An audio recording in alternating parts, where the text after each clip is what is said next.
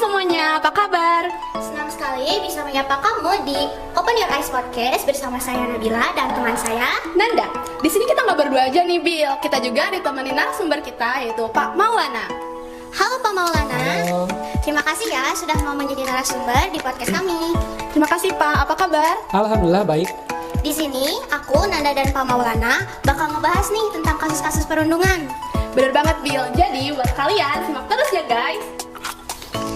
Kita mulai aja. Jadi apa sih perundungan itu, Pak? Karena mungkin banyak teman-teman kita nih yang nggak tahu tentang apa itu perundungan. Oke, jadi mungkin buat teman-teman semua yang nggak tahu perundungan itu apa, mungkin bisa disimpulkan atau sederhananya perundungan itu satu perbuatan atau satu perilaku yang tidak menyenangkan dari satu pihak ke pihak lain atau dari satu kelompok ke kelompok lain, yang bentuknya bisa berupa ucapan verbal atau mungkin bisa juga fisik atau kekerasan, atau sekarang di zaman teknologi sekarang bisa juga bentuk perundungan itu di media sosial, mau apapun media sosialnya, atau bisa dikenal dengan cyberbullying, kayak gitu mungkin sederhananya. Oh gitu ya Pak. Lalu untuk ciri-ciri seseorang melakukan perundungan itu gimana sih Pak? Biar kita itu bisa lebih peka Pak dengan lingkungan sekitar kalau ada tindakan perundungan. Oke, buat ciri-cirinya mungkin kurang lebihnya bahwa ketika ada seseorang yang menjelek-jelekan atau mencemooh orang lain, baik itu dengan kata-kata yang tidak sopan atau terkesan merendahkan orang lain, itu bisa termasuk kepada perundungan. Atau fisik, tentu kalau fisik terlihat jelas, bisa memukul, menendang, mendorong dan sebagainya, yang nanti dampaknya juga akan sangat banyak. Di cyberbullying pun atau di media sosial bisa dengan mencemooh, atau mungkin sekarang lebih banyak istilah-istilah kayak dihujat netizen. Nah itu juga bisa nanti termasuk ke perundungan, kayak gitu mungkin ciri-cirinya. Jadi kalau teman-teman semua lihat perbuatan yang seperti itu, bisa mungkin itu jadi salah satu indikasi adanya perundungan. Nah, tadi kan kita udah tahu nih apa itu perundungan sama ciri-ciri perundungannya. Sekarang kita mau tahu nih, Pak, akibat yang mungkin akan dirasakan korban nih kira-kira bisa sefatal apa sih? Tentu perundungan ini atau bisa dibilang bullying ini dampaknya sangat-sangat besar, sangat-sangat bisa juga sangat fatal. Pertama bisa dari sisi akademis. Ketika korban adalah seorang pelajar, baik itu siswa SD, SMP, SMA ataupun mungkin yang sudah kuliah, bahkan di tempat kerja dan sebagainya, itu bisa berpengaruh ke bidang akademisnya. Contoh, siswa yang terkena perundungan mungkin akan mulai malas dengan belajar, nilainya mulai turun, tidak semangat belajar lagi, bahkan tidak semangat untuk bersekolah, yang akhirnya bisa bolos dan sebagainya.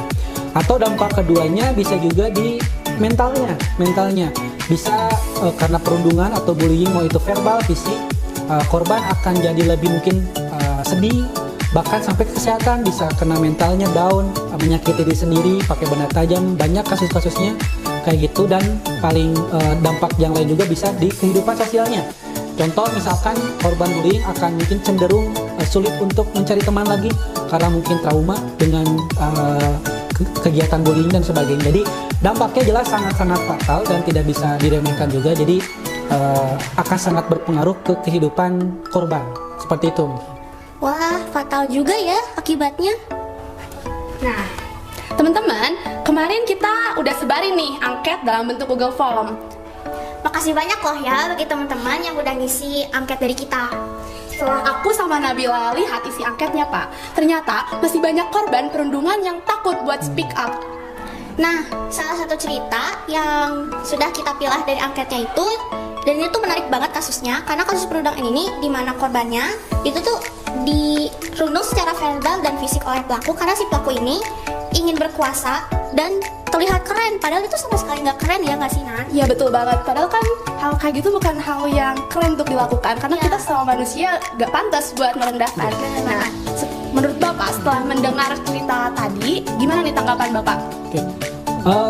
Mungkin buat teman-teman yang pernah jadi korban bullying atau korban perundungan, tentu hal pertama yang ingin saya sampaikan, teman-teman jangan takut untuk melaporkan hal tersebut. Jika terjadi di sekolah, laporkan kepada guru. Jika terjadi di luar sekolah dan sebagainya, bisa dilaporkan ke pihak-pihak yang berwajib, karena memang perundungan itu atau bullying itu memang harus kita cegah atau kita hentikan sejak dini. Jangan takut melaporkan, karena pasti, khususnya seandainya terjadi di sekolah, pasti korban pun akan dilindungi agar tidak terjadi perundungan kembali. Dan tentu akan juga diambil tindakan kepada pelaku agar pelaku tidak melakukan perundungan lagi. Karena sebetulnya jika memang alasannya tadi karena ingin diakui, ingin merasa lebih hebat dari orang lain, buat teman-teman perundungan itu sebetulnya tidak membuat teman-teman menjadi lebih baik dari korban atau dari orang lain. Malah itu menunjukkan bahwa teman-teman itu tidak punya apa-apa. Kenapa? Karena biasanya pelaku-pelaku perundungan itu ingin diakui oleh orang-orang sekitarnya, mungkin mayoritas mungkin ada alasan lain, tapi sebenarnya bagi pelaku perundungan itu tidak ada manfaatnya sama sekali. Itu hanya merugikan diri sendiri, yang mungkin akan membuat sakit hati orang lain, bahkan bukan cuma korban, mungkin orang-orang di sekitar korban, baik orang tuanya, sahabat-sahabatnya, keluarganya, itu malah akan menambah masalah yang semakin banyak. Jadi sekali lagi saya ingin sampaikan buat teman-teman semua, jika ingin kalian lebih hebat, lebih dikenal, ingin diakui, bukan dengan lewat perundungan, tapi tentu dengan hal-hal positif yang bisa kalian lakukan. Kalian punya hobi apa, lakukan itu di saat itu positif, dan berprestasilah di bidang tersebut. Itu akan lebih diakui dibandingkan kalian diakui oleh orang-orang yang sama-sama perundung, yang akhirnya mengakui kalian karena perundungan. Itu tidak ada arti apa-apanya sebetulnya, hanya merugikan diri sendiri. Jadi sekali lagi buat teman-teman, jika teman-teman adalah korban, jangan jadi pelaku karena teman-teman merasa sakit hati pernah dibully atau dirundung, tapi teman-teman harus jadi pencegah dan pemutus perundungan itu. Laporkan ke pihak-pihak yang bisa menangani kasus-kasus perundungan tersebut. Mungkin seperti itu. Kita juga mau tahu nih Pak, Bapak pernah nggak sih mengalami atau menyaksikan sebuah tindakan bullying? Kalau Bapak pernah, boleh sharing cerita kita nih. Oke, kalau mengalami sih alhamdulillahnya saya tidak pernah selama saya sekolah ataupun kuliah. Alhamdulillah teman-teman saya, lingkungan saya alhamdulillah selalu support saya bersyukur akan hal itu. Cuman kalau untuk menyaksikan, saya sangat-sangat sering menyaksikan hal-hal yang bisa dikategorikan sebagai perundungan, baik itu verbal, fisik, bahkan kalau saya berbullying, saya yakin teman-teman semua juga sangat-sangat sering menyaksikan di media sosial, Instagram, YouTube dan sebagainya. Itu sangat-sangat banyak, meskipun orang itu mungkin tidak kenal dengan orang yang dirundungnya.